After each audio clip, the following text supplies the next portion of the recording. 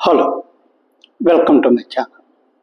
ఈరోజు ఈ వీడియోలో మనం అమరావతి ఆంధ్రప్రదేశ్ రాజధానిగా ఒక గెజెట్ నోటిఫికేషన్ ఇవ్వడం కోసమని ముందుగా అమరావతి బిల్లుని రేపు పార్లమెంట్లో ప్రవేశపెడతారని మనకు సమాచారం వస్తుంది.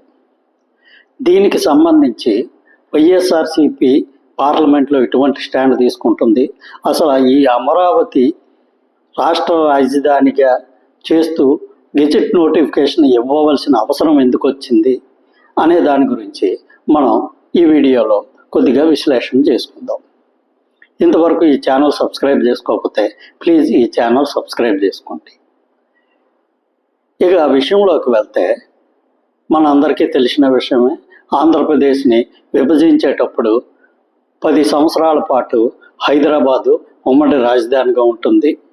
ఆ తరువాత హైదరాబాద్ తెలంగాణ రాజధానిగా మారుతుంది. ఆంధ్రప్రదేశ్ కొత్తగా ఒక రాజధానిని నిర్మించుకుంటుంది.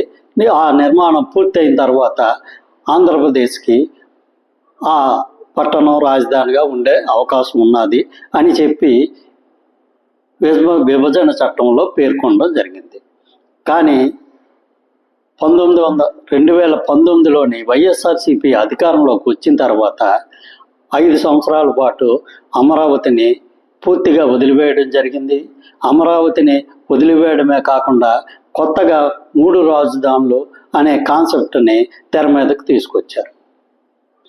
దీనితో ఆంధ్రప్రదేశ్కి అసలు రాజధాని లేకుండా గత 11 సంవత్సరాలుగా నడుస్తూనే ఉన్నది. ప్రస్తుతం కూటమి ప్రభుత్వం అధికారంలోకి వచ్చిన తర్వాత అమరావతి ఆంధ్రప్రదేశ్కి ఏకైక రాజధాని అని చెప్పి ఒక నిర్ణయం తీసుకొని ఆ దిశగా అమరావతి నిర్మాణ కార్యక్రమాలు అనేవి తిరిగి ప్రారంభించడం జరిగింది. కానీ ఇక్కడ చాలామంది వ్యక్తులకి ఒక అనుమానం రావడం జరిగింది. అదేమిటంటే, అమరావతిలో ఈరోజు రాజధాని నిర్మాణ కార్యక్రమాలు జరుగుతున్నాయి.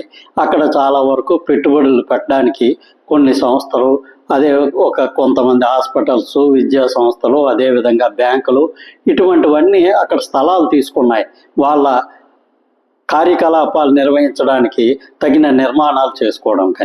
కానీ మరలా వైఎస్ఆర్సీపీ ప్రభుత్వం వస్తే తిరిగి అమరావతిని వేరే చోటకి తరలించుకొని పోయి మరలా 3 రాజధానులు 4 రాజధానులు అనే కాన్సెప్ట్ని తెర మీద తీసుకొస్తే అప్పుడు ఈ పెట్టుబడులు పెట్టిన వాళ్ళంతా చాలా తీవ్రంగా నష్టపోయే అవకాశం ఉందని ప్రభుత్వాన్ని దీనికి సంబంధించి ఏదైనా ఒక నిర్దిష్ట ప్రణాళిక చేయమని వాళ్ళు కోరారని చెప్పి మనకి ఇంతకుముందు వార్తలు వచ్చాయి.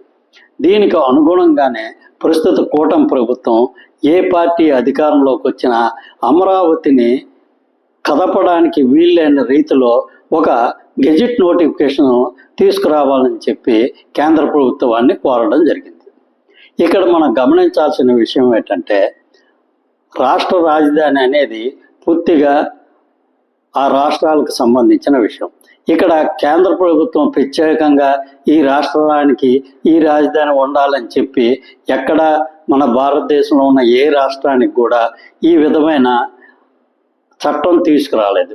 కానీ మన ఆంధ్రప్రదేశ్కి ప్రత్యేకంగా ఈ చట్టం తీసుకురావడానికి కారణం ఏంటంటే, మన రాష్ట్రం పార్లమెంట్లో చేసిన ఒక చట్టం ద్వారా కొత్తగా రావడం జరిగింది. దీనితో కేంద్ర ప్రభుత్వానికి ఈ రాష్ట్ర రాజధానిగా ఏ ప్రాంతం ఉండాలనే దాన్ని నిర్ణయించే అధికారం కూడా ఉంటుంది. దానికి అనుగుణంగానే ప్రస్తుతం కూటమి ప్రభుత్వం ఏదో విధంగా ఈ అమరావతిని ఏ పార్టీ వచ్చినా కదపే పరిస్థితుల్లో లేకుండా చట్టాన్ని తీసుకురావడం కోసమని ఒక 2 రోజుల క్రితం శాసనసభని ప్రత్యేకంగా సమావేశపరిచి అమరావతి ఆంధ్రప్రదేశ్ రాజధానిగా ఉండాలని చెప్పి ఒక తీర్మానాన్ని చేసి దాన్ని వెంటనే కేంద్ర ప్రభుత్వానికి పంపించడం జరిగింది. ప్రస్తుతం కేంద్ర ప్రభుత్వం దీని మీద బిల్లు తయారు చేసి రేపు పార్లమెంట్లో ప్రవేశపెట్టే అవకాశం ఉంది. ఇక్కడ వైఎస్ఆర్సీపీ ఏ విధమైన నిర్ణయం తీసుకుంటుంది అనేది రేపు మనకు తెలిసే అవకాశం ఉంది. ఎందుకంటే ఈ అమరావతి తీర్మానం చేసే సమయంలో ఆంధ్రప్రదేశ్ శాసనసభ సమావేశాలు జరిగేటప్పుడు వైఎస్ఆర్సీపీ ఈ సమావేశాలకి హాజరు కాలేదు. మరి ప్రస్తుతం పార్లమెంట్లో ఇది బిల్లు రూపంలో వచ్చేటప్పుడు ఖచ్చితంగా దీని మీద చర్చ జరిగే అవకాశం ఉంది. మరి ఈ చర్చ జరిగేటప్పుడు వైఎస్ఆర్సీపీ ఎంపీలు ఏ విధమైన నిర్ణయం తీసుకుంటారు? అంటే అమరావతికి వారు సానుకూలంగా ఉన్నారని చెప్తారా, లేదంటే అమరావతి విషయంలో వాళ్ళు వ్యతిరేకిస్తారా అనేది మనకి రేపు పార్లమెంట్లో బిల్లు ప్రవేశపెట్టిన తర్వాత ఈ వైఎస్ఆర్సీపీ ఎంపీలు ఏ విధమైన వాదన చేస్తారు అనే దాని మీద ఆధారపడి ఉంటుంది.